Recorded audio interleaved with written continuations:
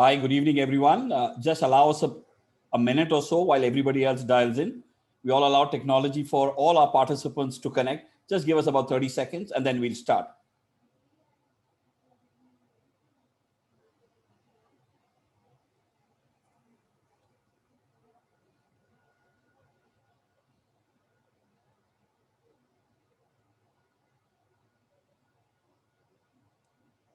Okay, good evening to all our participants from India and a bright and early sunny morning, which I'm taking a guess from looking at the windows, to all our presenters from Team South Carolina. My name is Tarun Gupta. I'm the managing partner for South Carolina Department of Commerce India office. We are really pleased to welcome you all. I hope, Amy, I'm getting this right. Welcome you all, the slight twang. I'm still not getting it right, for taking time out to join this virtual investors meet, Series 2.0. This is the second event of 2021 after a successful series in 2020. First and foremost, a big thank you to Mr. Ravi Bhaskar Lakshmi from the Pharmaceutical Export Promotion Council of India and the entire team of PharmExcel. We value your support and thank you for this excellent and outstanding effort. Let me start with a bit of context. The current pandemic has re-emphasized the importance of pharmaceutical industry and resilience of supply chains. In fact, earlier this week, we had the review report, 100-day review report from the executive order of the President of the United States, released earlier this week, which talks about, it's titled America's Supply Chains. And it focuses on 4 categories. And one of those product categories, you guessed it right, is pharmaceuticals and APIs. So the timing could not have been more opportune. We did not plan this event around the release of this executive order, although we would like to believe that, but that is coincidental. But what it emphasizes is pharmaceuticals and supply chain, the importance of this. And in this light, also the importance of United States as a geography for the Indian life sciences companies. We will hear more on that from Mr. Ravi. But Indian life sciences companies, based on our discussion, are looking at a more substantive presence in the United States in view of the changing geopolitical situation, market expansion, and risk diversification. So the key question which we will aim to answer over the next 50, 60 minutes is that, can South Carolina be the preferred business partner for Indian life sciences companies? What are the opportunities? And of course, what are the challenges? This investors meet will try to answer some of these questions. And of course, our basic premise, why South Carolina is just right for business. And this will include sharing about our life sciences cluster in South Carolina, the cost element related to labor, land, power, logistics, regulations, a very important aspect for this industry in terms of environmental regulations, in terms of ease of doing business, incentives, raw material supply. All this we'll try to cover in about 60 minutes. But from the team, South Carolina's India team, we are at your disposal to make your future journey worthwhile and profitable. And hopefully the future journey starts in the real world, apart from the virtual world over the last 14 months. So please do not hesitate to contact us. Thank you once again for this opportunity today. I'll be moderating today's session and happy to entertain any questions at the end of the session. You can type them in the Q&A, a symbol which you will see on your screens. And I'll take these questions amongst various panelists at the end of the session. With that, I now invite our next speaker, Ms. Amy Thompson, Director, International Strategy and Trade, with responsibility of all international offices. And I would assume India is the most favorite international office. But of course, Amy, welcome, and over to you for your opening remarks. Over to you, Amy. Thank you, Tarun. I will share my screen. Are we good? Great. First of all, I'd like to thank you all for attending after what I'm sure has been a busy day. Greetings from South Carolina. As Tarun said, it's a very bright and sunny morning here. And I'd also like to tell you that I hope you will consider Tarun and his team your people in India. They represent our state and they represent it very well. They're like family to us. We've been very concerned about all of our team as well as all of you in India. Just know that we think about you often, and we hope that things will get better as the days go by. So we really appreciate you are taking the time to join us. So I'll be brief, but I do want to talk to you a little bit about our state just to give you an idea of what we're all about. First of all, where are we located? Not many people have probably heard about South Carolina, but we are directly in the middle of New York and Miami. It's a very logistically, strategically located state. We are very fortunate to be where we are because you can reach the great majority of the United States population within one day's drive time. We have a great infrastructure with major highways, 4 of which run through our state, as well as a very efficient port that is really one of the most efficient ports in the world. This will give you a better idea of the population of the United States when you see it at night, where the vast majority of the population is. And again, I think we are very fortunate to be able to reach the great majority of the population in our country from where we are. Just a brief note about how we work with companies. Once a company expresses interest in expanding their presence in the United States, of course, we always urge them to touch base with our office in India, really just to get some preliminary questions out of the way and familiarize themselves with our team. And what we do is we assign a project manager to the company based here in the United States in our office here in Columbia. And that person will work very closely with Tarun and his team, as well as the company, to ensure they have everything they need. And these are just some of the support offerings that we provide. Preliminarily, market research to tell you what you can get by being in our state. And of course, we can help you select a site. You'll hear more about that as we go through this presentation. And I think you'll be pleasantly surprised about land availability and affordability. And we also help you train and hire workers. This is part of a program that's really been almost 60 years in our state. It's a very mature program. We'll talk a little bit about that, and so will my colleague with the Life Sciences sector program to tell you how we train workers. And then we also connect you to really great resources. You'll see from this panel that we are a network of public and private entities. Often we will travel together, and we are very much missing trips to India. 3 of us on this panel have been over, and we adore your country and its people and its food. And so we're hoping we can return once again. But we will help connect you with whatever resource you need. And then finally, we will offer you an incentives package that we think is quite competitive with other states. And as you do your due diligence, we will work with you to compare the costs and efficiencies of each state so that you can make a wise decision. This just touches a little more on infrastructure. I mentioned the Port of Charleston, as well as the Port of Savannah and the Port of Georgetown. So we are on the ocean, we're on the East Coast. Fortunately, you can be, I'm here in the center of the state, you can be in the mountains or the beach within 2 hours drive. We're a small state. We have a population of 5 million people. I know that's very small to you, but we're very connected, and everybody is like family. We treat our companies as though they were grown here organically, no matter where they're from, and we take very good care. We pride ourselves in how we care for industry in our state. We have over 5,000 manufacturers here, and we really have some great programs to help them grow.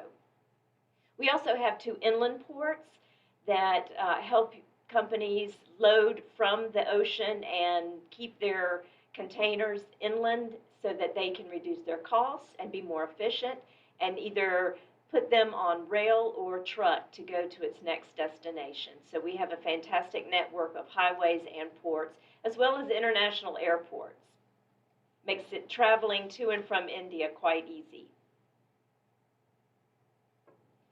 And some of the things that I think you'll find very interesting is really the ease of doing business, but also the affordability of doing business.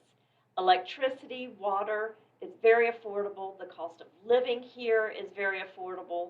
And not just the cost of living, but we've got a wonderful quality of life here. We have great schools and universities, primary schools, universities, and technical colleges. And it's also very affordable to hire workers here. One thing I would also like to highlight is we have a very low rate of unionization here. It's very important to our state. We want to keep it that way, and that's one of the reasons why we work to keep our companies in good standing and healthy so that their workers are happy and so that they will not attract unionization. And we'll also hear from one of my colleagues, Ford Graham, who will talk a little bit more about taxes and incentives and why that's such a great affordable aspect of doing business in our state. I'm very proud of this map. It shows you the presence of international companies in our state. Of course, we would like to see more Indian flags, but they are growing. And we see this as a community that's growing in our state. International business is very important to us. It hires a lot of people in our state, and that's why Tyrone and his team are so important to us, that they are there to help you as you consider South Carolina. And this gives you a snapshot of some of the companies that are in our state from India. One of the things that we are working to do also is to set up roundtables with companies from certain countries so that they can connect and feel as though they are plugged into our family and to address any needs. We understand that culture and we want to understand your work culture as well as what is important to you when you set up your operation. We have some engineers that are very well versed in the VASH2 system of engineering, and we had to learn that, but we understand how important that is to Indian companies. So we can connect you with engineering and building and design firms that understand this process and can take care of you literally from the ground up as you set up your operation. And I will just touch on this. We really can't go into details for individual companies because all of this is based on what your metrics will be. It's very numbers based. We have two types of incentives that we offer to companies. Statutory, that is given by our legislature, and it's numbers based. How many people do you employ? What are the wages? Where are you located? And how much are you investing in capital expenditures? This will all come together in a package that we will deliver to you once we have information from you about what your plan is for the next few years, and we will offer you a package of incentives. And all of this is negotiable, and we also have some great law firms, one of which you will hear from today. So we definitely recommend you have a local representative to help you negotiate the process. You'll be hearing more about sites from our regional alliance, but this just gives you an idea of the types of options you have for locating here. Shovel-ready sites, if you want to build, we have existing parks. Our state has invested a great amount of money in making sure that there are available sites that are ready to move into, as well as speculative buildings. And you'll find that it's quite affordable as well. During COVID, we invested money in drone footage for the great majority of our sites because we knew that it would be difficult for people to travel over. So it's quite easy to get a great look at what we have to offer by way of this footage. So I would encourage you to get on our Locate SC platform to see what we have. And this has actually been a very popular option for Indian companies to leverage their risks, many of which are really not familiar with the United States market. So if you would like to set up an operation on a small scale, just to have a sales and marketing office to investigate more this type of market for you, as well as really looking at the supply chain, what we can offer for you, we can help you set up a landing pad. Really, basically, an office environment. Some companies have opted to have a small warehouse and an office. Some of these are offered free of charge for a period of time, or just a very affordable rate for office space. So we actually have a project manager who does nothing but landing pads and can help companies um, research that if you're ready just to enter the market in a very methodical way before you set up a manufacturing operation. Then once a company is here, as I said, we really do treat them like family. I will tell you that we have an existing industry program which is very robust. We have field managers who visit companies every day, and they work with the local existing industry person. We have 46 counties, and so each of those counties has a person, and often they will go together and visit industries to make sure they have everything they need. Are there any problems they're having? What can we do to help? And many of these services are for free. And then once a company comes here, we can help them source locally through our Source SC program. But not only that, once you're here in South Carolina, if another company comes in and wants to source locally, you are part of that network and can possibly supply to them. So we are very aware of the supply chain and how important it is now more than ever to keep it robust locally and not depend on importing products when we can source them locally. It's more affordable and certainly more reliable. We will also help you sell internationally from South Carolina and help you find new customers. We have a great export program that will can help you identify new markets for your products. We can also help you recycle your products, and also some companies are able to take advantage of the waste stream for what they need and sell their products. So we've got a great program to help you do that. And I will tell you that once COVID hit our state, we went into emergency mode, and our governor made sure, first and foremost, before restaurants, before grocery stores, that the manufacturers were able to remain up and running. And we had a task force that helped all of our existing industry have protocols in place to keep their workers safe and keep them up and running. And we are very proud of doing that. We will continue this endeavor no matter what happens if we should have something like this happen again.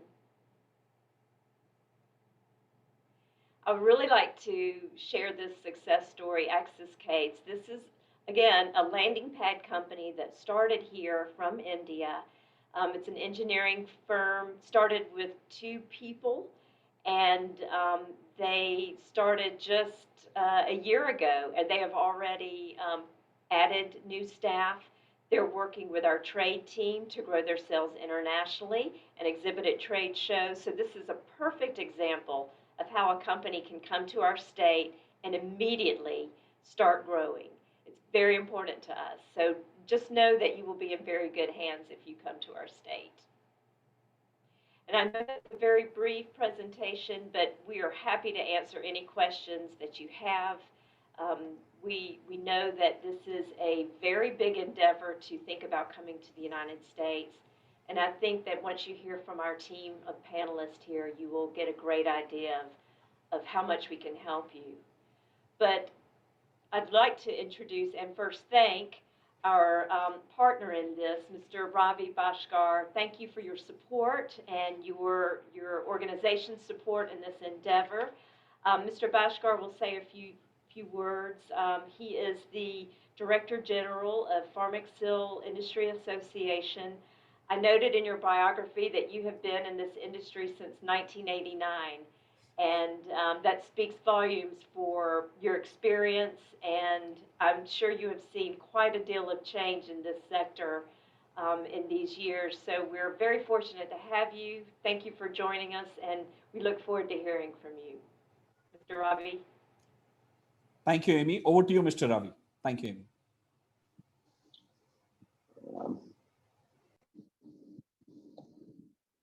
Good morning, distinguished speakers from South Carolina Department of Commerce, as well as I'm very much thankful to Mrs. Amy Thompson for her good words about introducing me to this audience. And I'm also expressing my sincere gratitude from Pharmaceuticals Export Promotion Council of India to South Carolina Department of Commerce for organizing this event in collaboration with Pharmaxil. So the registration clearly indicates that Indian companies are very much interested, and they are so keen to know about the opportunities in South Carolina life sciences cluster. We already have 80 members participating in these discussions. So I prefer to give more time to my friends from South Carolina Department of Commerce.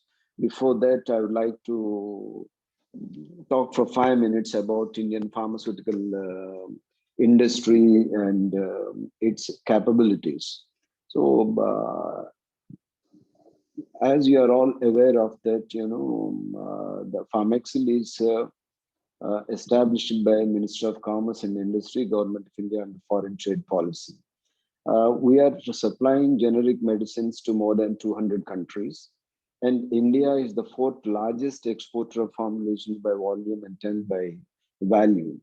So it's a 9 out of 25 global generic companies are from India, and you are also aware of the names like Dr. Reddy's, Aurobindo, Zydus, Lupin, and all my friends are very familiar with these companies. So 70% of World Health Organization's vaccines are sourced from India, and 90% of pre-qualified active pharmaceutical ingredients are also sourced from India. Major suppliers of ARVs to global NGOs, and we're also supplying to Bill Clinton Foundation, Melinda Gates Foundation, and PEPFAR program.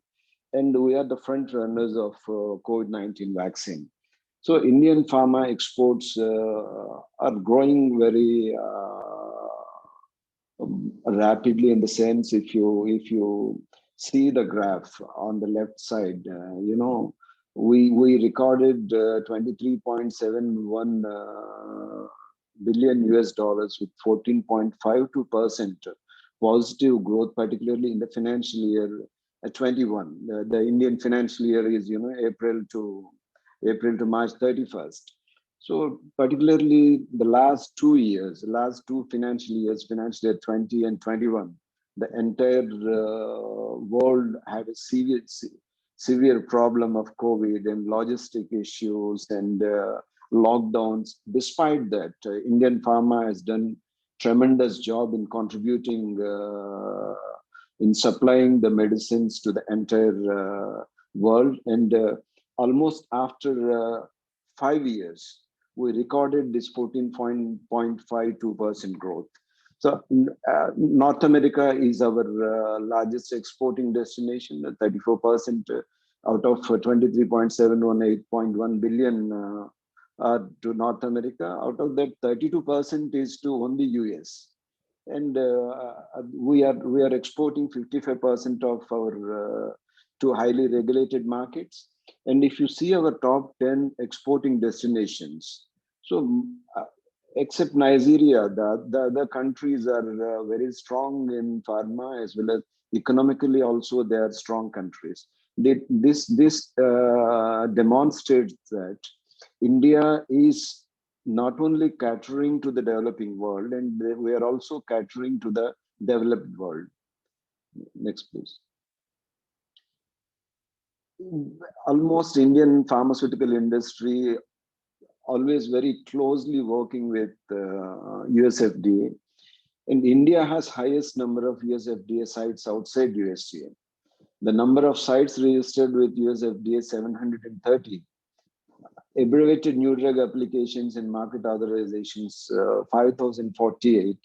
And 12% of global manufacturing units catering to USA market are located in India.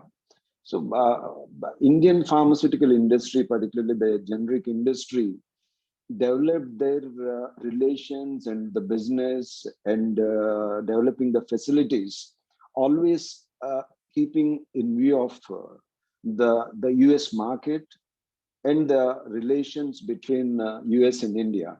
If you see the exports to USA, India is the single largest generic drug importing partner of USA. 32.3% of India's pharma exports in the financial year 20 are to the USA. There is no change even during the difficult times also, that we continue to export to USA. USA is also working very closely, particularly, during the initial days of COVID. So India supplied antiviral drugs and hydroxychloroquine to US, and in this financial year 21, we exported almost 7.66 billion US dollars out of 21 to US alone. If you see the graph of exports to USA, except in financial year 18, there is a tremendous growth, particularly in financial year 18, it was 5.118 billion US dollars. To now it is 7.66 billion US dollars. So it's almost, the graph is going upward, and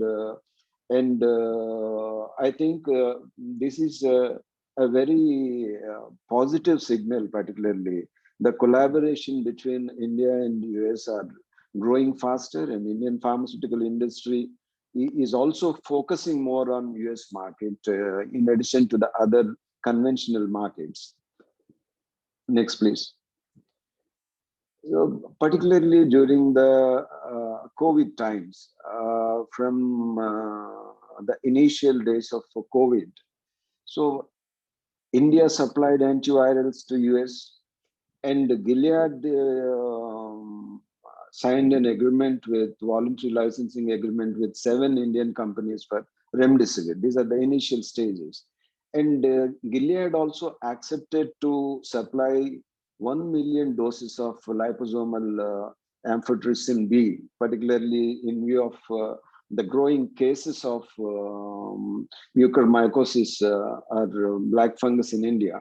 And the companies like Eli Lilly, Merck, and Roche, and all these companies are giving voluntary licensing to the repurposed drugs or antiviral drugs to the Indian companies. This slide shows that, from the beginning of the COVID to till date, Indian companies and the companies located in America are working very, very, very, very closely. Not only in the pharma front, on the vaccine side also. So, next slide, please. So Serum Institute of India partnership with Novavax in developing the Covovax, and biologically is working with Johnson and Johnson, and working with Baylor College of Medicines to make Corbevax, and Bharat Biotech collaborations with Washington University School of Medicine for like that. Indian pharmaceutical industry is working closely with research institutions and educational institutions of US, as well as the Indus pharma industry located in US.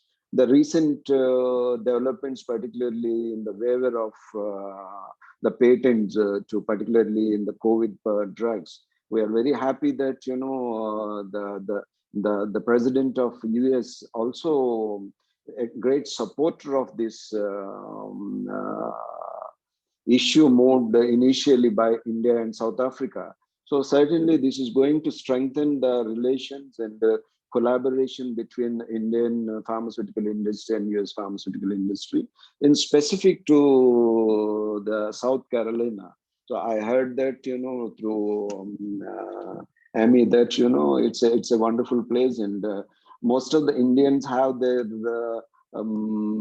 relations almost in once in every 5 families. So we have base in US, and most of the pharma companies who established in India also the green card holders of US. And my son is there, and my sister married an American, she is there. So if you touch anyone, and so they have their own kith and kin who are settled there, and certainly my friends and my member companies from the Farmexil, they would like to hear more from South Carolina side rather than listening to DG Farmexil. So I'm very much thankful to Mr. Tarun and Lakshmi, Director Regulatory Affairs of Farmexil, for making this a very successful event. I have little apprehensions when Tarun was telling in the initial that there are 150 registrations, but when I saw that attendees list, it was zero. But within no time, it's almost touched 80. So I'm very much happy. We have not disappointed South Carolina Department of Commerce and my friend Tarun. And thank you very much. Thank you, Mr. Ravi, and thank you, Lakshmi, for this brilliant overview. Of course, I pick up always two key messages. First is the family and the strong bonding between India and the US. And you couldn't be more right on this. And of course, this goes in very well with the culture in South Carolina, where family hospitality is very similar to India.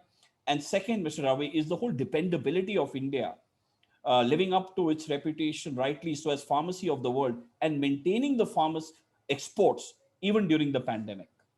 With that, I move on to our next speaker, and no pressure, to give us an in-depth overview, in-depth on the South Carolina Life Sciences Cluster. And it's my pleasure to invite Ms. Erin Ford, Interim CEO, SC Bio. Over to you, Erin. Thank you so much, Tarun. And I am looking forward to sharing our story in South Carolina as it relates to the life sciences. And I will just say what everyone has said will reinforce as far as the welcoming aspect of South Carolina. And all of you in the life science industry likely have heard about Boston and California. So we are going to give you a reason to come to South Carolina, where it is a great place to do business, and especially for the life sciences. So I've seen some of the questions that have come through, and I will be answering some of those through my presentation here this evening. So first, just SC Bio, who are we? We are an economic development organization, industry association, focused on supporting our existing industry here in South Carolina, and also sharing our story to businesses like yourselves here this morning to continue to grow and expand our sector in the life sciences. You see the picture at the bottom of the screen. That is our board chair, Lou Kennedy. Some of you may be familiar with Nephron Pharmaceuticals. I'll talk a little bit about that as an example of a thriving life science company already here in South Carolina. You may be surprised to learn, well, you may not be surprised to learn because you are in the industry. Life sciences is the fastest growing sector in South Carolina. And as COVID has been a trying experience for all of us, the silver lining is that people now are understanding the importance of our industry on a global scale. And that is evident also here in South Carolina. We have a presence in 42 of the 46 counties. The economic impact you see is 12 billion. That is a number from 2017. So we are working to update that. So the point is that we have a great economic impact, and that continues to grow. In reference to some of the questions we've already received here this morning of how many companies, pharmaceutical companies are here, you can see that. What you can also see is this, again, the clustering of the life science companies here in different regions of our state, and the presence throughout. So it really depends on what you are looking to do, what sector you are coming from, of where you want to locate your operation. And we define the life sciences in South Carolina in the sectors that you see on your screen: biotech, medtech, digital health, which continues to explode. And due to COVID, all of the operations in digital health and AI is one of the fastest growing parts of our sector. Bioag, life science distribution. Many of you have probably seen the Pfizer a vaccine that was distributed, a company that formulated the box, softbox systems. They have distributed the Pfizer vaccine throughout the world. So their know-how has been seen throughout. And then research, testing, and medical labs is also under this sector. So what do we do at SC Bio? How do we support? These are the areas that we support our existing industry. And also the biggest thing that we do is that connection and convening of the industry, so that business can be done between companies that are here and those that are looking to locate to South Carolina. That is what we do. That is very important. We'll talk about workforce, obviously very important as you locate, to make sure that you have the workers that you need. Advocacy and voice of industry. So when there may be legislation that is holding a company back, we are at the State House or in DC making sure that our companies are taken care of. Innovation, acceleration. So whether it's a young company, a startup company, or a division of your company, we want to make sure that you are supported and attracting capital to those companies. As you know, most of that lives in California, though we are working on those connections as well. And then that networking, collaboration, and the marketing, which is what we're doing here this morning. And Thermo Fisher Scientific is one of those companies, an example that is already here in South Carolina and has been for many years, an API facility, and they produce 70 products per year approximately for companies throughout the world. On the medical device side, Arthrex, located in 2019, they continue to grow their initial capital investment, 69 million, and they will be up to 1,000 employees in the coming years. Nephron Pharmaceuticals, beautiful campus located in the middle of our state in West Columbia. And Lou Kennedy, as I mentioned, is our board chair at SC Bio, and they produce generic inhalation solutions. Also, many innovative products in the pipeline, and always open for opportunities and partnerships. It's an exciting time for our industry, and those partnerships that may not have happened before, I think are now, people are more open to that. Vicor Scientific, a great story that they were a startup with just 2 employees. They've grown to over 400 in just over the last year. They produced many of the COVID-19 testing, and they continue as well to expand their product portfolio as we continue to get through this pandemic. We mentioned that the importance of our industry, and so our governor has taken that under consideration. It is a cornerstone of his administration as far as how can we continue to shore up that supply chain that we saw that we are so dependent on many of you, right, for those pharmaceuticals here in the United States. So how can we educate and inform you about the opportunities here in South Carolina so that you will expand here? And we have a concerted effort that we're working with all of our partners here on the call this morning and beyond, on making sure that you understand the opportunities and even some of that federal legislation that is an option for you as you consider your expansion here. This is very important, and it really adds to what Amy spoke about early on that landing pad opportunity. This is specific to you, the life science industry. And this is when we go back to those connections, right? So depending on where you are in your business, if you're looking for top clinicians, academic researchers, collaborative other industries that you may want to do business with, it's often very intimidating to figure out the reimbursement strategies, FDA navigation, and clinical trials. So these are all things that we can help make those initial connections and want to make sure that you succeed. This is where we are different from some of the other larger life science clusters, because we want you to come here to add to our existing, which people are surprised to learn, life science industry. So you can become part of that and be the first, although you're really not, and you have that support. So that is what we like to say. We talk about that workforce, so important. We at SC Bio have initiatives at the K through 12, so that area where there's programs that students understand that life sciences, all that is life sciences. So beyond being a doctor or a nurse, that you can be an engineer, you can be working at these facilities and have high paying wages. At the two-year colleges, Amy also mentioned the technical schools. We are working on medical device pharmaceutical training, medical device training and pharmaceutical training at those two-year institutions.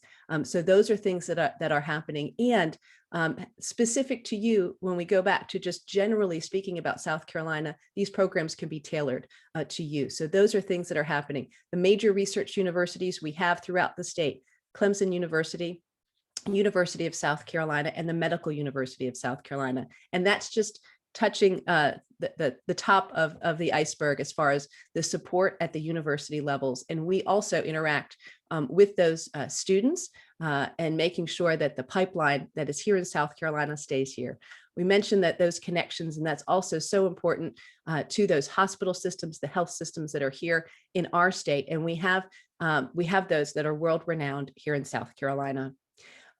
Again, you may be participating in Bio. We are the state affiliate of the National Bio. Next week, we'll be having lots of meetings through that partnering system. So if you are participating, please reach out to me. I look forward to continuing the conversation there. This just shows, again, the breadth of our collaboration with our partners. And these, again, are our members. So the people that invest in SC Bio, that want to see us and the industry succeed. So from industry partners to those that support it, and many of those are on our screen.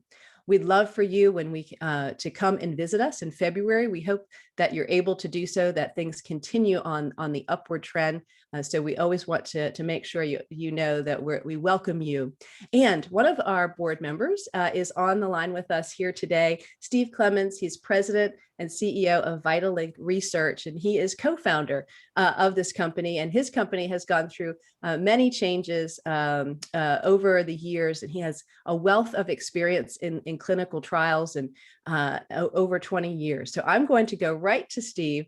And Steve, if you'll share just a little bit more about your company and why South Carolina, as many of these companies are just learning about us here today.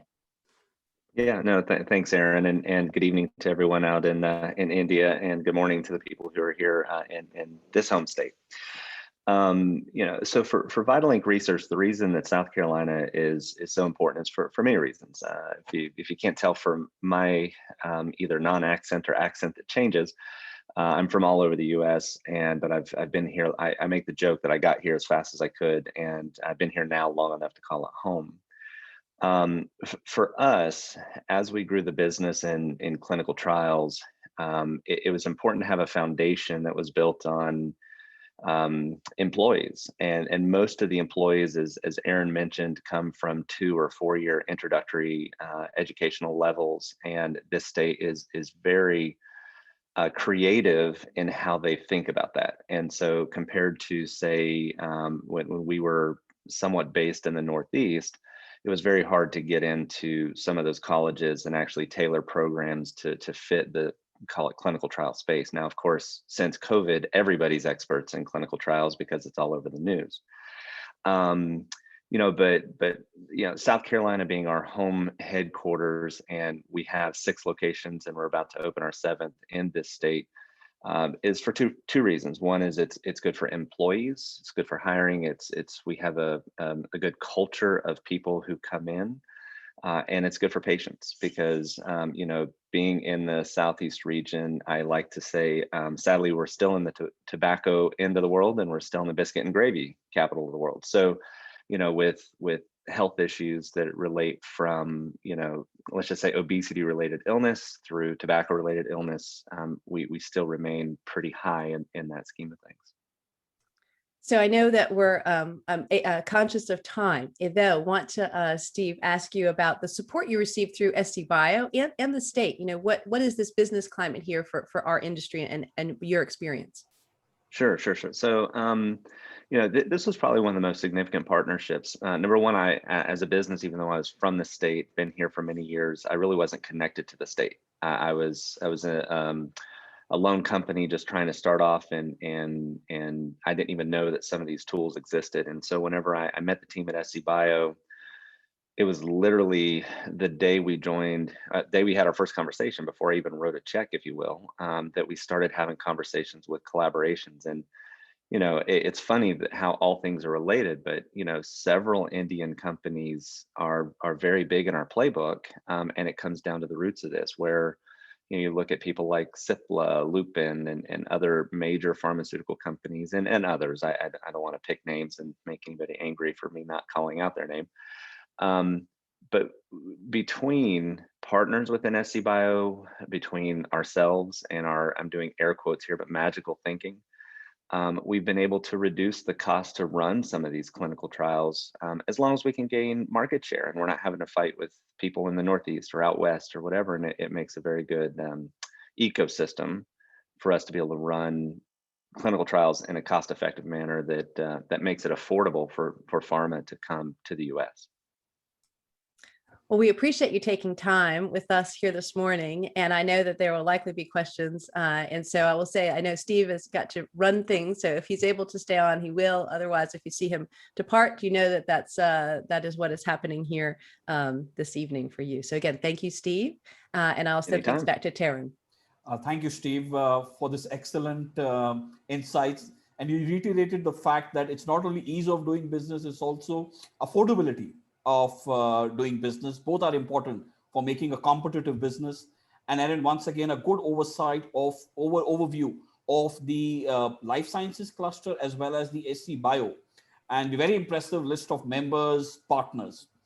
With that, I move to the next speaker. The next speaker is Kay Maxwell, Vice President, Marketing, South Carolina Alliance. And I've had the opportunity to visit the region and enjoy the hospitality. Hopefully we can reciprocate. We have had one of your colleagues, John Fleming, in India earlier, and we look forward to hearing from you, Kay. A very important aspect with regards to sites. How does it actually work on the ground? Over to you, Kay. Kay, you're on mute. Okay. I'm going to try to share my screen here. Sure. So,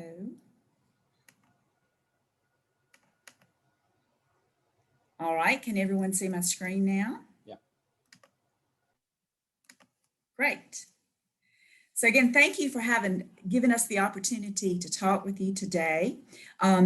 As Erin has covered and Amy has covered, we've got a state here that is very much big on life sciences. Our most recent governor, Henry McMaster, has just announced that this is a priority for our state moving forward. And we've had great leadership in this state over the years in being very pro-business and pro-manufacturing and processing. One of those governors, Nikki Haley, who was most recently a former ambassador at the UN, is from my part of the state. And as you can see on the map that we're showing, you see the county of Bamberg, and that's also a town here, and that's where I'm from. South Carolina is a small state. We've got great transportation. Amy mentioned that we're halfway between New York and Miami on the East Coast. And also, South Carolina provides a great proximity to two international seaports, Savannah, Georgia, and Charleston, South Carolina. And we have in our region of the state properties within 15 minutes of the Port of Savannah and within an hour and a half of the Port of Charleston. Our organization, Southern Carolina Alliance, is one of the 8 regional organizations that works directly with the State Department of Commerce, and we're a nonprofit. Our simple goal is to recruit companies like yours to our region.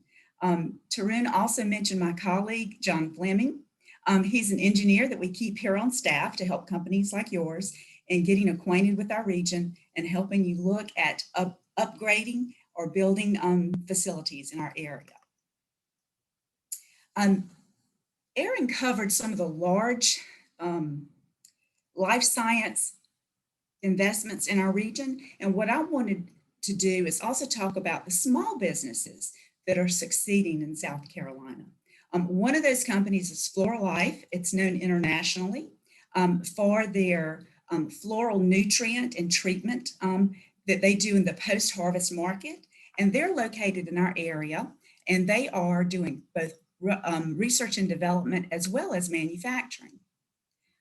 Other companies, just to show you some of the diversity of types of life sciences located in South Carolina, I wanted to mention a few in our region, such as Alpha Genesis. This is a primate research company that does work around the world, and they're doing everything from geriatric to juvenile research with primates, particularly the macaque primates right here in our region, and they have over 10,000 primates in their research facility. Also, we have interesting companies like Oakwood Chemical, which is doing nutrient and chemical development for research in all areas of healthcare.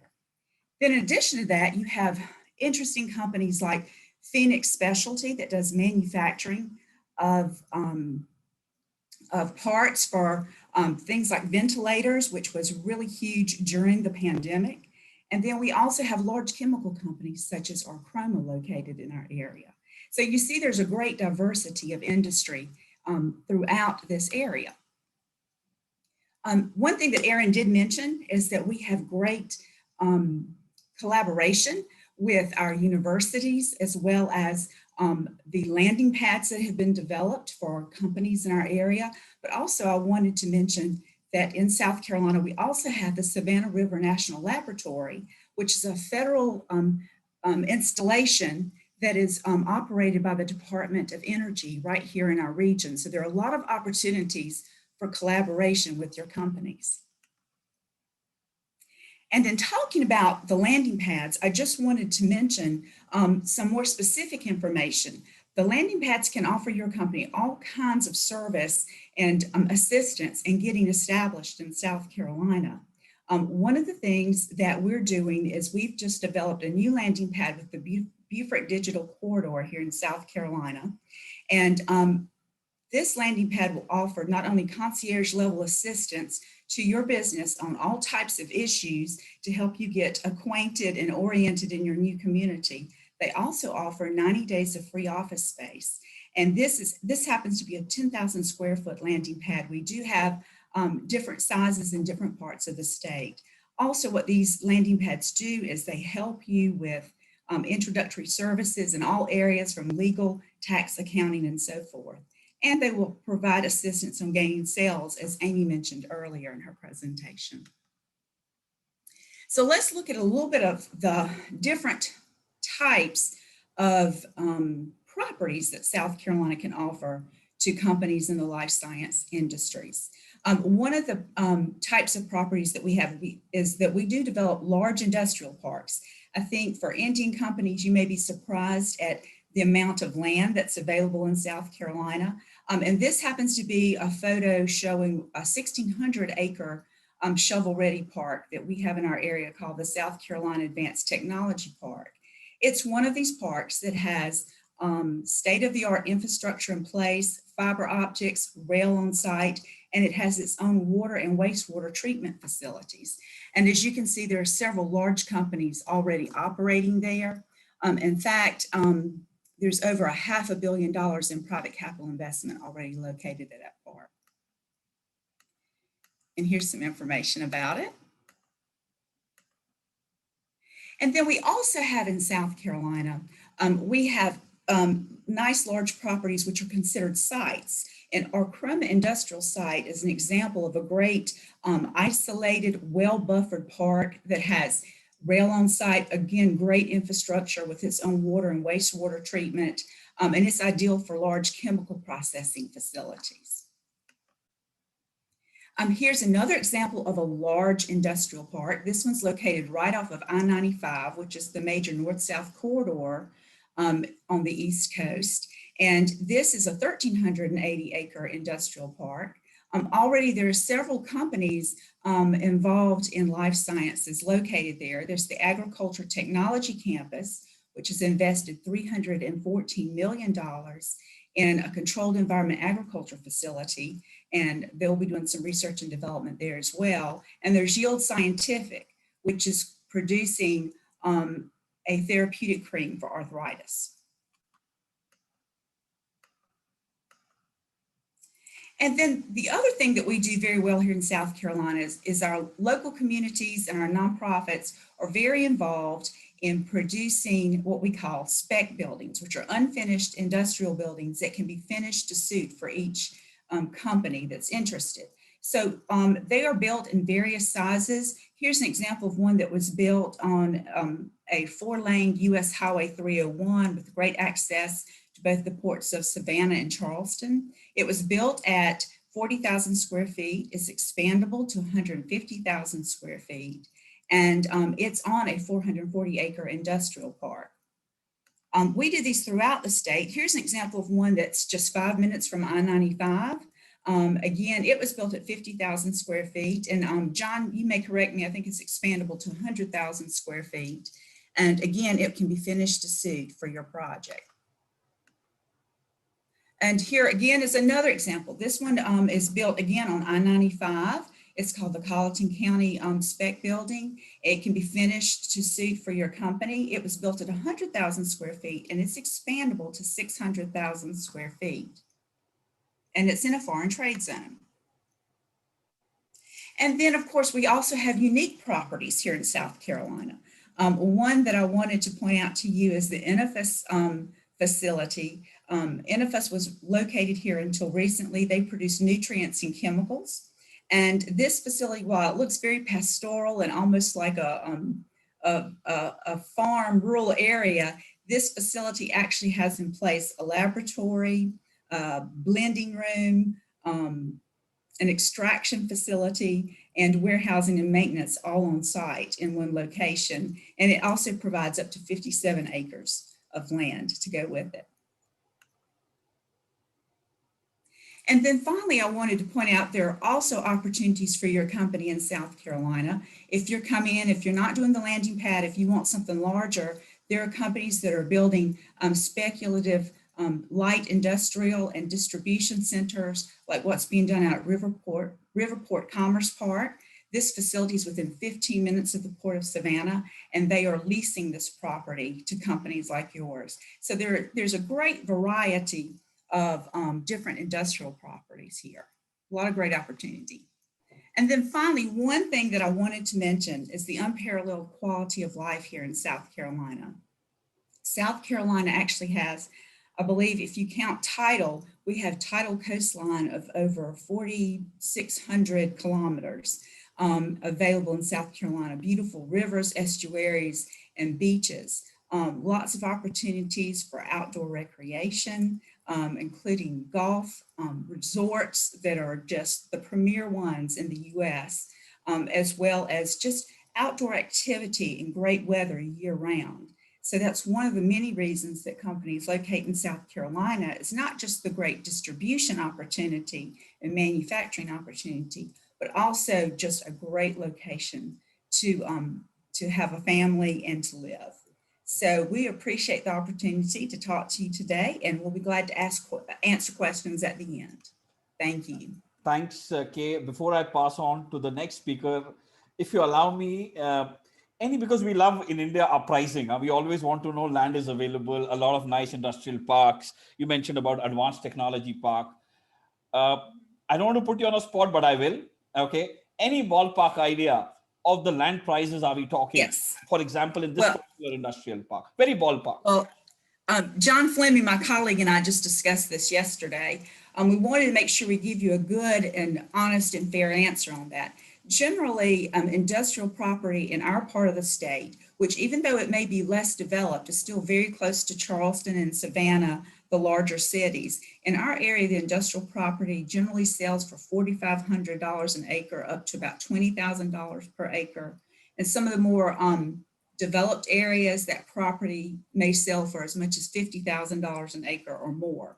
So, but all of that's generally negotiable. Again, as Amy mentioned earlier, in South Carolina, we incentivize projects based on job creation, wages, and capital investment. And often the property can be sold to you as an incentive. So they'll incentivize that price depending on what the project is.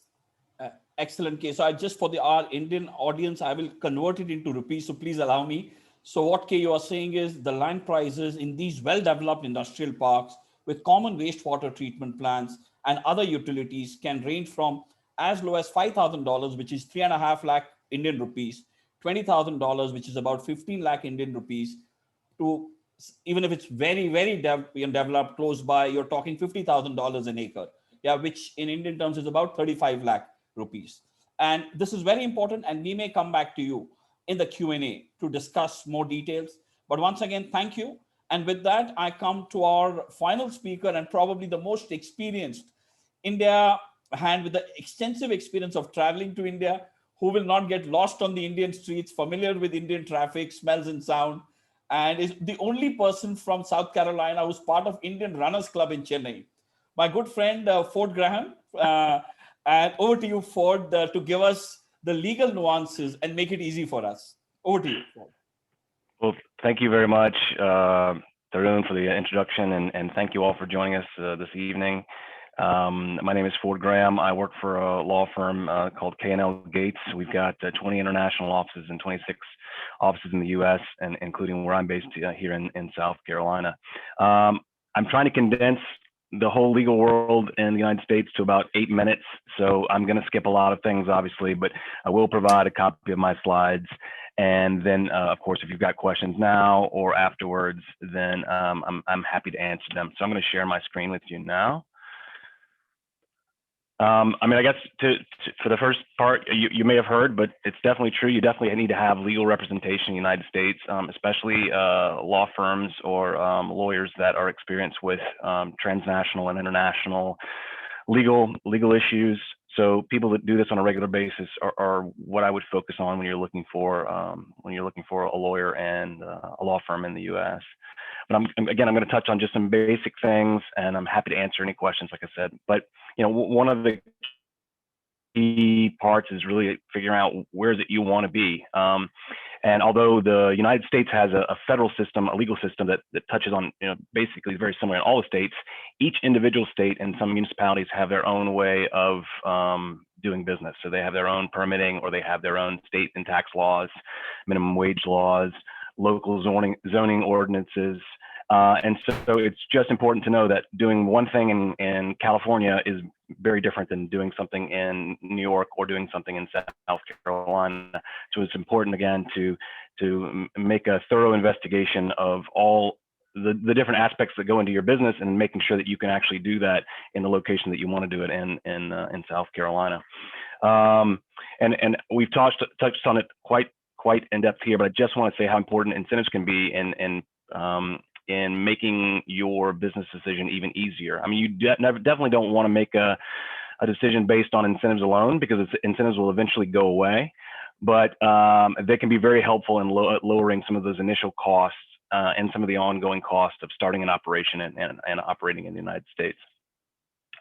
In terms of for terms of taxes in general, I mean, there's obviously you've heard of the IRS. There's a federal tax regime, which was lowered under the Trump administration, will probably tick up slightly under the Biden administration, depending on what Congress says. So who knows?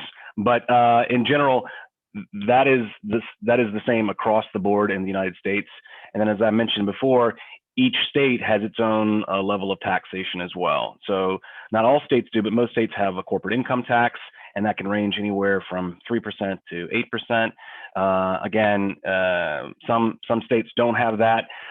And if they don't, that's because they've got taxes in other places that they charge, because they've got to obviously fund schools and roads and police and all of the things that make government work. So just, again, keep that in mind as you're looking at different states. Although you may get a great savings here because of they don't have this tax, just make sure that you're not going to be penalized or paying by some other tax that you didn't think about that's not the same in another state. Obviously, there are local property taxes as well. Property taxes are a source of revenue for municipalities, and they vary differently. So one community could be X tax, and if you drive down the road 10 minutes, it could be in a different taxing district, could be higher, could be lower. And of course, there are ways that each of these communities are willing to do to help lower that tax burden on you, to encourage you to not only establish a location, but also continue to grow there. No one likes regulation, but there's a lot of it in the United States. There's, again, a federal scheme, including obviously immigration, which is consistent across all 50 states. There's what's called CFIUS, the Committee on Foreign Investment, which if you're an Indian company, obviously you're considered a foreign investment. And so if you decide you want to enter into the world of defense, or you want to locate right next to a military base, the federal government was going to want to make sure that that's okay before you finish the transaction. So again, I'm not trying to scare you, but these are just things that you need to think about when you're coming to the United States. Obviously, there are foreign certain currency and transaction rules that you've got to be wary of. Government contracting is obviously very different in the United States, securities laws. So it's helpful to have representation on the front end so you can plan for these things so that you don't have to try to fix them later, because they won't take I didn't know as an excuse for violating some of our federal rules. And then on the state level, South Carolina is very business friendly. It is, again, it's different than Georgia, it's different than Montana, but South Carolina, in terms of environmental regulations, basically uses the federal base as its plan, and then there are some rules that vary slightly depending on how close you are to a body of water. If you're near a lake, then there may be some more stringent regulations on environmental controls, or if you're on the coast, you may have to build with a higher degree of building materials because of some winds that we get off the coast. But again, you not only your law firm, but also the economic developers in the state on the local level can help you figure all that stuff out as you're trying to make the right decision. And then other legal considerations in the United States, again, it's a very litigious society, so it's important to have representation up front and to think about these things. But in terms of construction, contracts are the key. We don't use a lot of form contracts in the United States. Our contracts tend to be very long, and each point is negotiated and discussed because the parties want to know exactly what happens if something goes awry.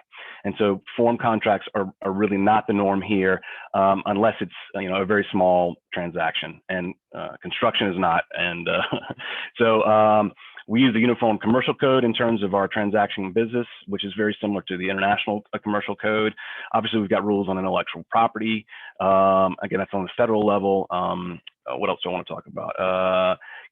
Think about labor and employment. That's one of the things that I have noticed when international companies come to South Carolina, the United States. They want to try to do business and labor exactly like they did in their home country, and that just doesn't work in the U.S. Each part of the country has its own nuances of how to interact with employees, and the rules are very different typically than the home country. So it's important. In fact, one of the most important hires you'll make when you come to South Carolina, the United States, is an HR person, a person who knows human resources. Typically, it's good to get somebody who's done it for years in the United States or in South Carolina, because they know what you can and can't do, and they can help you navigate this different way of doing business. And of course, dispute resolution. We tend not to take cases to court. We tend to, especially with businesses, we try to do ways in which we can resolve the issues before it gets to the court system, because as you know, like in India, if it hits the court system, it can get bogged down for years and years awaiting a court date. And then finance. In terms of getting financing in the United States, it is very difficult for a company that doesn't have a track record in the United States to walk in to a bank and say, I'd like a loan, or I'd like to be able to get set up. You've really got to have a letter of credit from your bank in India, or you've got to have a bank in India that has a very strong relationship with a bank in the United States. As I mentioned before, incentives from both the local and state level can help you reduce some of those costs.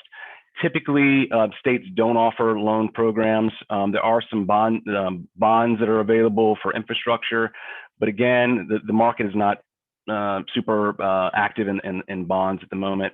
Venture capital obviously exists. It's stronger in California, but when you partner with SC Bio, they can also help you connect with other venture capitalists in other parts of the United States.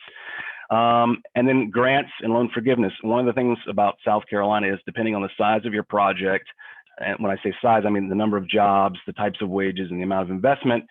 And depending on what part of the state you're going into, the Department of Commerce can be very helpful in providing some upfront grants to help offset some of the cost of infrastructure.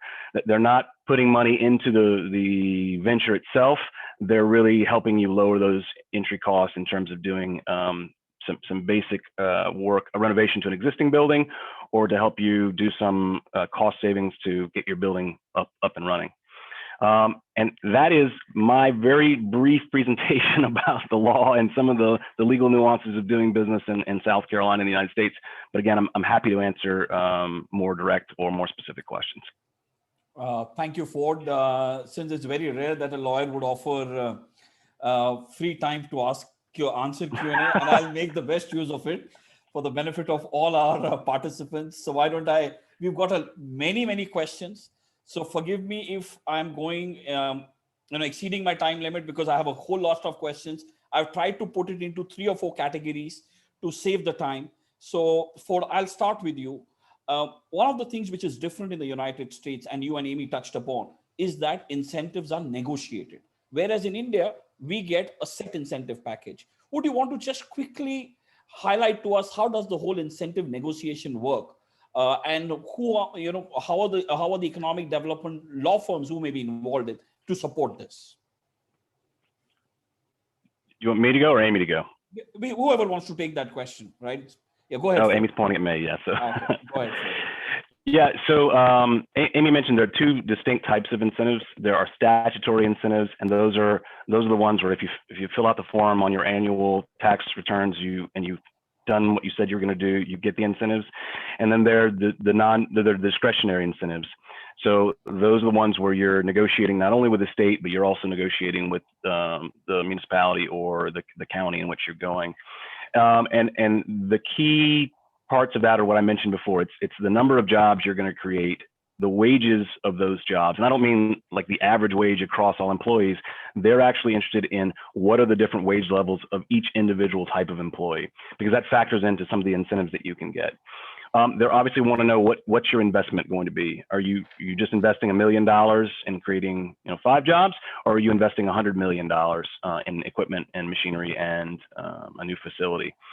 And then the last part is what part of the state you're going to be in. And why that's important is because although the state is very aggressive when compared to other states, they're even more aggressive when you're in communities that are not right next to city centers. So the further away you get from, as you might imagine, the further away you get from Mumbai or Bangalore or Chennai, as an example, the greater the incentives would be, because in the downtown city centers, it's a little easier for them to attract companies as they are, and so the state wants to promote growth in other parts of the state. So, and what I mean by negotiation is when you look at South Carolina and you express interest in coming here, they'll assign a project manager from the Department of Commerce, and that project manager will help you find locations that may work for you in South Carolina, and they'll reach out and talk with Kay and her team about locations within her region that may work. And then as you narrow down to 1 or 2 locations in the state that you think would work, then the state will put an incentive offer on the table, and that'll include the local incentive offer and the state incentive offer. And they'll say, this is what we're willing to do based on what you're telling us about your job growth over the next 5 years and your investment growth over the next 5 years. And then you say, well, that's not enough.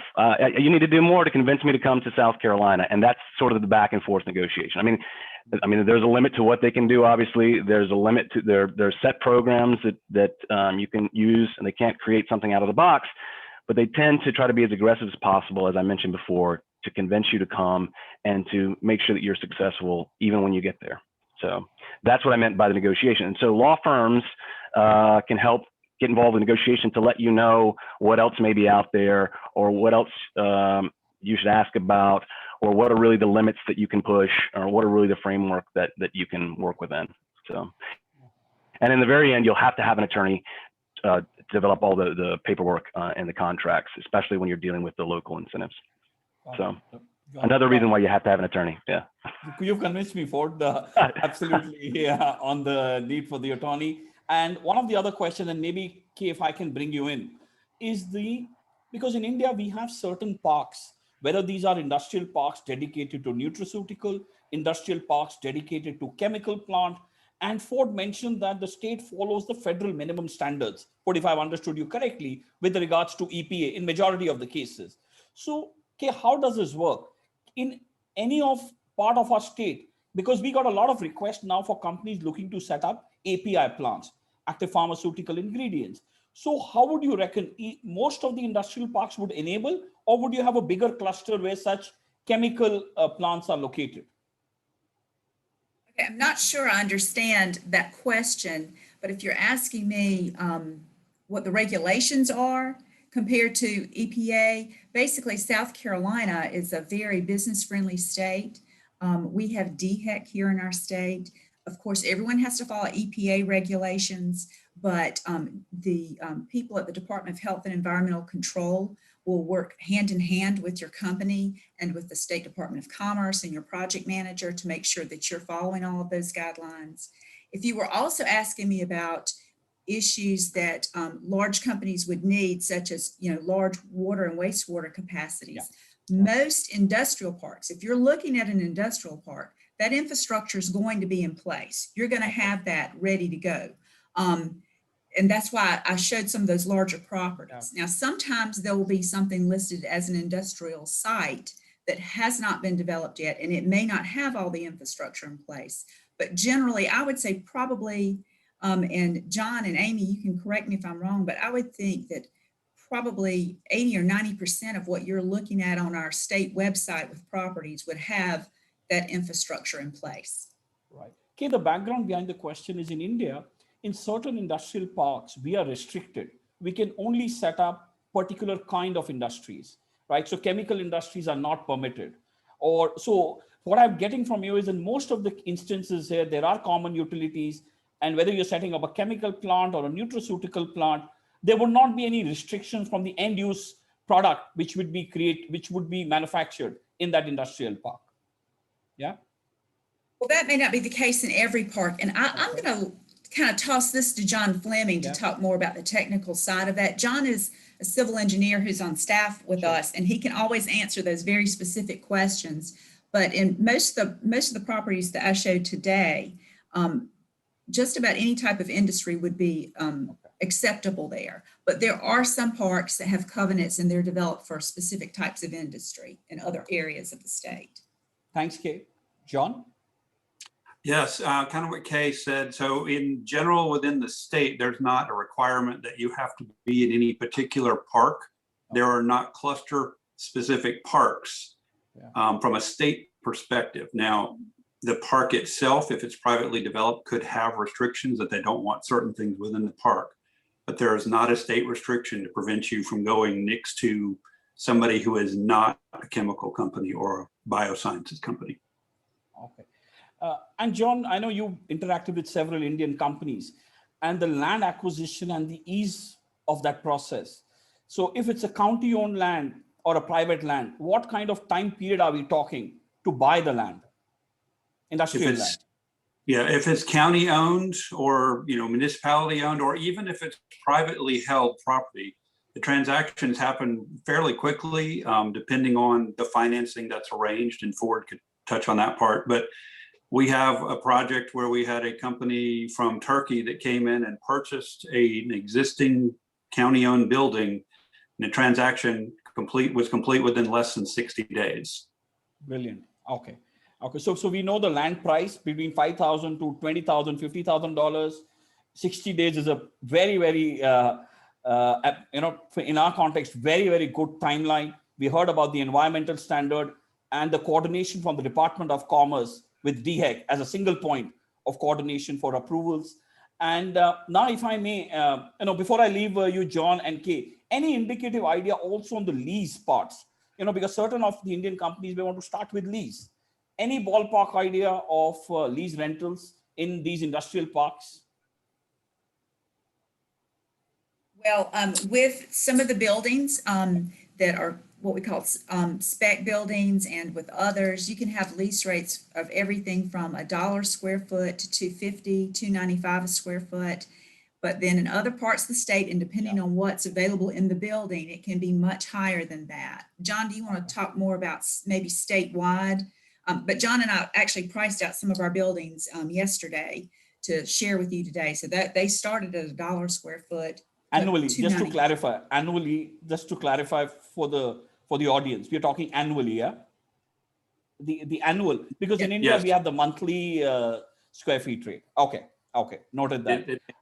It's annual. And, again, as Kay said, as you move around the state, they can vary greatly when you get into Charleston, Columbia, Greenville. But we see 265, and then you can get into Charleston and see, close to $5 a square foot. Got it. Thanks. Erin, thanks, John. Thanks, Kay. Erin, there are several questions. I'll try and take it as possible. One is on the medical devices. We've just got a query. Anything you would comment on the medical devices? I know you showed one company. Would you want to comment on that, on the medical devices and availability of PhD scholars as well in the state? Yes, I think, and that's a great question. On medical devices, that is our strength. Excuse me. In South Carolina, we make things, right? So we have a textile history. So we have a lot of component manufacturers that are already here in the state. So medical devices is where we see a lot of the area of growth, along with pharmaceuticals. And the workforce is here. Clemson University has a world-renowned bioengineering program, and there is a bioengineering program also at University of South Carolina. And of course, you have Medical University of South Carolina, where it has both, obviously pharma and med tech focus. I can follow up with more on that because we have, more universities that would fill into that pipeline of workers. Though know that, and we're also, the other thing that's interesting is that we're working, for instance, with Clemson University and their bioengineering program to develop a course that is specific to our growing industry and the industry needs. So we are continuing to collaborate and listening to the industry that's here to make sure that those PhD candidates are ready for the workforce and understand what will be asked of them when they head into company positions. Got it. Thanks. Erin, I know we have a very nice presentation also, which lists some of the number of companies. And from top of my head, if I remember correctly, and there are about 700 odd life sciences company in the state, the ballpark figure, more than 700. Would I be right in saying that? You are correct. Yes, more than 700 life science companies. And that has expanded from when we first did a count back in 2017 from 400. So we continue to see that growth. And also I can provide a list of those medical device companies as we have broken down those segments accordingly. Okay. Because we will be sharing with some of the participants who asked the questions in terms of the number of life sciences companies, number of medtech, number of nutraceutical companies. So we will be sharing that. Amy, if I may request you, because that single window clearance, you touched upon DHEC. I would just, and this is the final question I would take, I'm conscious of the time, just how does that process work with DHEC and what's DHEC? If you could just help us. And because regulatory is apart from land and availability, regulation is another important aspect. Thank you. Yeah, DHEC is the regulatory agency. It's the Department of Environmental Health. And they are a regulatory agency, but one thing that makes our state very unique is we actually have a business liaison within that agency that works with us and the company.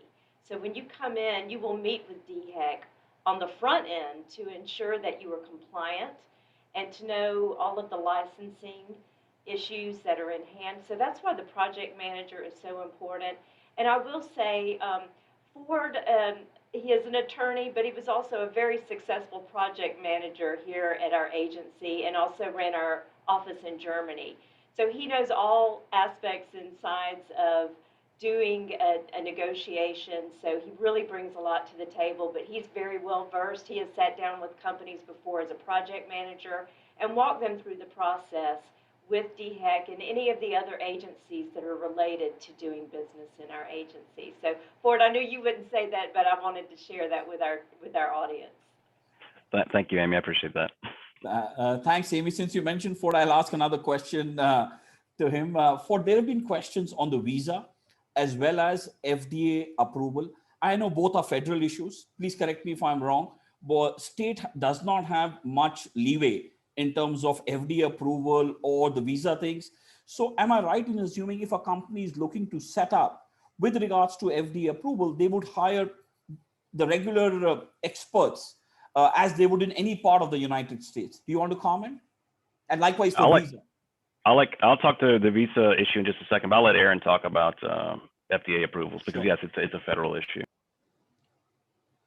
So for FDA, yes, you are correct. It's a federal issue, and that's where we talked about even in Ford's firm having experts that navigate that regularly. And the other thing to think about, so if you're not have not interacted with the FDA, we can make those connections, and that your product is what needs FDA approval. So when you're looking at locations, that does not meet FDA standards, if you will. I mean, it meets other standards associated that the FDA will look for. So it's that product and the process that you're doing that needs to go through the FDA, and then either ISO certifications or other varieties that they are looking for as they would come and inspect. Though it's really that product that you would need. And those vary. I saw in some of the questions for nutraceuticals as opposed to pharmaceuticals. And pharmaceuticals obviously is highly regulated. So we could, again, those questions, we could direct you to FDA guidance that you have those specific questions. Got it. And I promise, Ford, this is the last question. If you want to. Oh, no, can I answer the immigration? I mean, just the immigration question. Yeah. So, I mean, it's very general, obviously, but it's a federal question. So it doesn't matter what state you're going to. The federal rules are the same. You actually don't have to. You can do a lot of the setup of the business with a regular travel. I mean, a business visa, like a tourist visa. You can the setup part. But once you start want to live here or start making money here, then you've got to have a visa that allows you to do that. It is a process, and it's taking a lot longer than it used to. Because obviously because of COVID, not only are certain places still not open in the United States, but also locally in India, not all of the embassies and consulates are operating at their normal speed. So be prepared, it's going to take a while. The other thing that we always recommend is definitely don't try to do it on your own. And definitely don't try to fill out the paperwork on your own. Hire an immigration attorney. It could be my firm or another firm. Hire an immigration attorney in the United States, not someone that's necessarily doing it internationally, to help you walk through that process. Because we have had to help companies who have established operations in South Carolina and other parts of the United States try to get their visa back because their CEO did something wrong or said something wrong, lost the visa, and was going to be banned from the United States. Even though he's got an operation in the US where people are hired, he's not going to be able, they're basically saying he can't come back anymore. So we've helped him resolve that issue. But what I'm saying is make sure you do this correctly on the front end so you're not having to pay lots and lots of attorney's fees on the back end. So that's my little piece on immigration. But it is much tougher to navigate than it used to be, unfortunately. Okay, thanks, Ford, for those forthright comments. And the last comment I would leave for Mr. Ravi Bhaskar. I know, Mr. Bhaskar, there are many questions, and we'll be taking those questions independently. But any last comments before we bring close to this investors meet? Mr. Ravi Bhaskar, anything from the association which we should take note? Thank you very much for all the speakers and for an exhaustive information about the facilities, what you are extending. And particularly, I'm very much thankful to Mr. Ford Graham for his, these are the issues. It's very difficult to get the solution. So, it's in particularly, getting an advice from the attorney in the US, we know that. So thank you so much, Mr. Ford. And I think we need to continue this engagement, particularly with the participating companies, and we'll work together, and let us hope for the best. And once again, I'm very much thankful to South Carolina Department of Commerce. And Brilliant. thank you, Mr. Tarun, and all the senior officials from the South Carolina Biola of Sciences and the Department of Commerce. Thank you very much.